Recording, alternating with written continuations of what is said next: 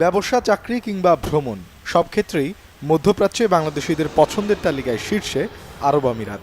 Saudi আরবের পর বাংলাদেশিদের জন্য মধ্যপ্রাচ্যের দ্বিতীয় বৃহত্তম শ্রমবাজার এটি।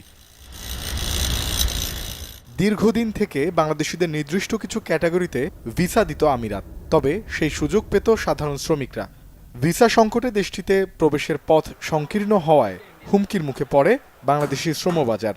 বিএমইটি থেকে 2023 সালে বহির্গমন ছাড়পত্র নিয়ে আমিরাতে গেছেন প্রায় 99,000 বাংলাদেশি।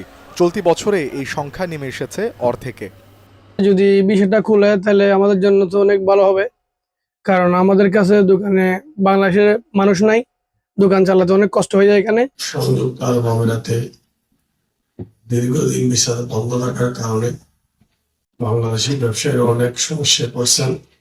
আগামীতে যদি ভিসা চালু হয়, বাংলাদেশি লোকেরা বাইরা যেন সবাই আইন কানুন মেনে চলে, এমারতের নিয়ম কানুন মেনে চলে। যদি নিয়ম কানুন সবসময় মেনে চলে, সবকিছুর মধ্যে থাকে, তাহলে আমি আশা করি ভবিষ্যতে আর কোনোদিন এমারত মানে ভিসা বন্ধ হবে না। তবে বাংলাদেশে নিযুক্ত আমিরাতের রাষ্ট্রদূতের বক্তব্যের পর স্বস্তি ফিরে এসেছে বাংলাদেশিদের মাঝে। জানান 2025 সালের শুরুর দিকে নিরসন হতে পারে বাংলাদেশিদের ভিসা সমস্যা। এমন খবরে উচ্ছ্বসিত visa প্রত্যাশীরা।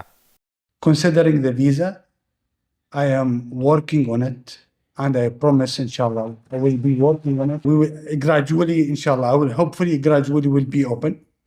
I came back to discuss with my authority, but inshallah, hopefully January, February, sometime next year. I'm not. I cannot give you a specific deadline, but inshallah, very soon next year, inshallah, hopefully. ডিসেম্বরে শেষ হতে চলেছে অবৈধ প্রবাসীদের জন্য দেয়া আমিরাত সরকারের সাধারণ ক্ষমার মেয়াদ। এই সুযোগ গ্রহণ করে প্রবাসীদের দেশে ফেরার অনুরোধ জানিয়েছেন মিশন কর্মকর্তারা। To be third, now is second. Desk report, channel 24। Bangladesh got independence in 1971.